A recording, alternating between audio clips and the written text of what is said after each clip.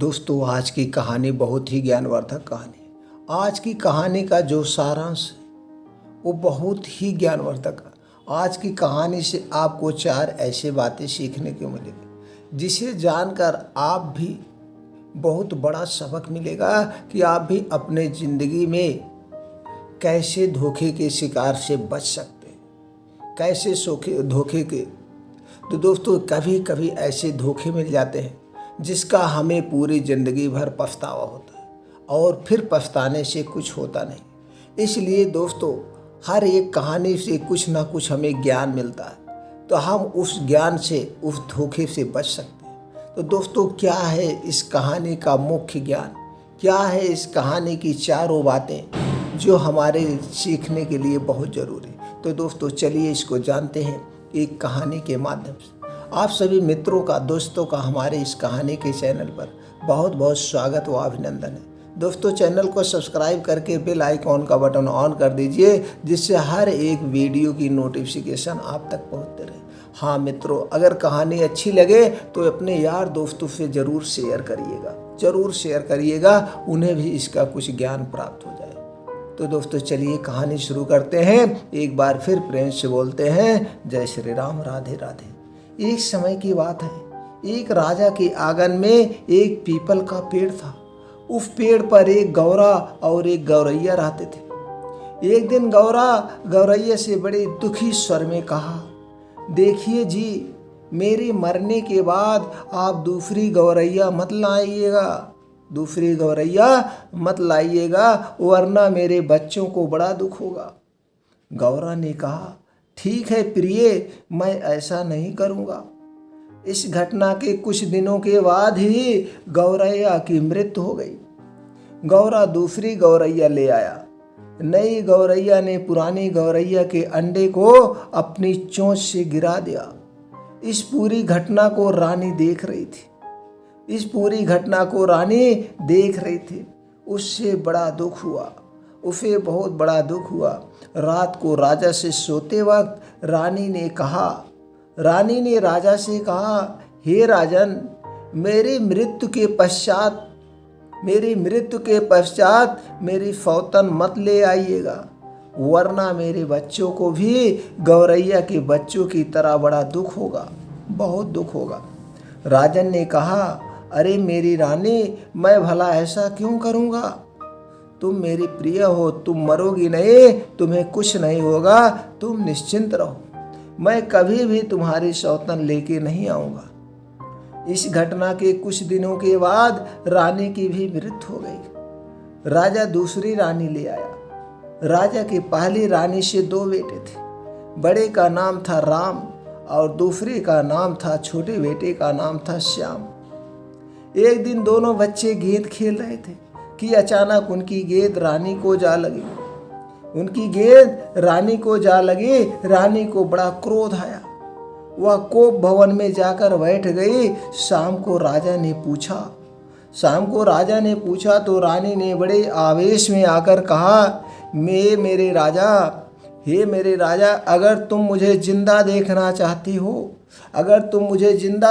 चाहते हो तो मेरे सामने राम और श्याम का कलेजा काट कर ले आओ, तभी मैं जिंदा रहूंगी, वरना मैं अपने प्राण को त्याग दूंगी। मुझे नहीं देख सकते हो, जिंदा देखना है तो तुम्हें ये काम करना है। राजा बड़े परेशान हुआ। उसने बहेलियों को आदेश दिया कि राम और श्याम को जंगल में ले जाकर उनका कलेजा काटकर रानी के सामने प्रस्तुत किया जाए। बहेलिए राम और श्याम को जंगल में ले गए तो राम और श्याम ने रोते हुए कहा, अरे बहेलियों, हम पर दया करो, हम अभी छोटे नन्हे बच्चे, हमारे गले सोने के हार हैं, इन्हें ले लो और हमें जिंदा छोड़ दो। उसमें से एक बहेलिए ने कहा, अरे इन्हें मारने के बाद ये हार वैसे ही हमारा हो जाएगा। ये बात सुनकर एक बूढ़े बहेलिए ने कहा, अरे पापी, कुछ तो दया कर, क्यों इन मासूमों की जान लेने पर तुला है? हमें इन बच्चों की बात मान लेनी चाहिए। इसके बाद बहेलियों ने सोने के हार ले लिए और दो खरगोश मारकर उनका मांस रानी को दे दिया। रानी बहुत खुश हुई। जंगल में राम और श्याम अकेले हो गए। चारों तरफ जंगल, जानवरों के डर और भूख से उनका बुरा हाल था। राम ने श्याम को ढाढ़ बांधते हुए कहा, मेरे भाई, तुम इस पेड़ के नीचे इंतजार करो। मैं पास के किसी गांव से हमारे लिए खाना लेकर आता हूँ। हम अपने लिए खाना लेकर आएंगे और दोनों मिल बांट के खाएंगे। इतना कहकर राम पेड़ के नीचे श्याम को अकेला छोड़कर भोजन की तलाश में निकला।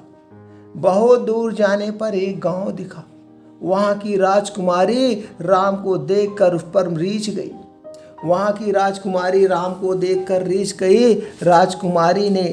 राजकुमारी के पिता ने फिर श्याम को अपना घर जमाई बना लिया। और राम श्याम को भूलकर वहीं बस गया। उधर श्याम का रो रो के बुरा हाल है। जैसे ही शाम होती जा रही थी, श्याम के रोने की तीव्रता बढ़ती जा रही थी। उसकी रोने की आवाज़ सुनकर जंगल की परियां श्याम के पास गई और उससे रोने का कारण पूछा।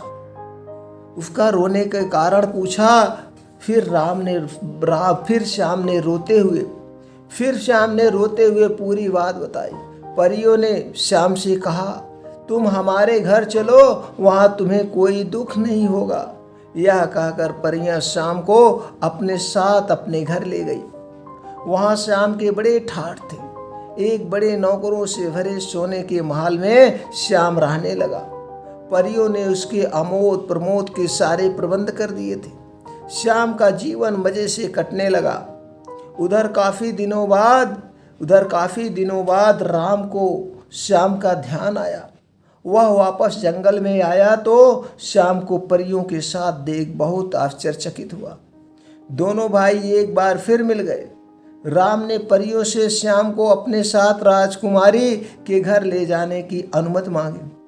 परियों ने श्याम और राम को ढेर सारा धन धान्य देकर विदा किया। राजकुमारी के राज्य में श्याम ने चरवाही का काम संभाला और राम ने खेती शुरू की। राजकुमारी दोनों के लिए खाना बनाती थी, पर दोनों के भोजन अलग अलग बनाते थे। राम के भोजन में पकवान होते थे, पर श्याम को वह पत्थर के जैसी सूखी रोटियां देती थी। श्याम चुपचाप रोटियां लेकर अपने कमरे में रखा था और परियों का दिया भोजन करता था। एक दिन दोपहर में दोनों भाई साथ खाने को बैठे। राम ने मजाक में श्याम से कहा, अपनी थाली बदल लो या भाई। श्याम से कहा, अपनी थाली बदल लो भाई, भैया कृपया करके मेरा भोजन मुझे दे दो। इस पर राम ने कहा, अरे देखो तो तेरी भाभी ऐसा क्या देती है तुझे खाने में जिससे तू इतना तगड़ा हो गया है। खाने का पहला निवाला मुख में डालते ही राम को पत्थर जैसा लगा। उसने निवाला थूक कर कहा, क्या तू ये खाता है? श्याम ने कहा, नहीं भैया, भाभी तो मुझे पत्थर जैसी रोटियां बनाकर देती थी, पर मैं तो परियों का दिया हुआ खाना खाता था। मैंने वो सारी रोटियां अपने कमरे में रखी है जो भाभी मुझे खाने को देती हैं। यह सुनकर राम ने थाली राजकुमारी के मुंह पर दे मारी और दोनों भाई राजकुमारी का राज छोड़कर परियों के महल में रहने को आ गए। परियों ने उनका बड़ा स्वागत किया और दोनों भाई सुख से रहने लगे। बहुत समय गुजरने पर राम ने कहा, भैया यहाँ रहते बहुत दिन हो गए, मुझे अपने घर और माँ पिता की याद आती है, चलो अब हम अपने घर चलें। श्याम ने कहा, हाँ भैया, मुझे भी अब घर की बड़ी याद आती है, पिताजी की याद सताती है। दोनों ने परियों से विदा ली और अपने घर को चले। दोनों ने परियों से विदा ली और अपने घर को चल पड़े। उधर काफ़ी दिनों बाद राजा को अपने किए पर पश्चाताप हुआ।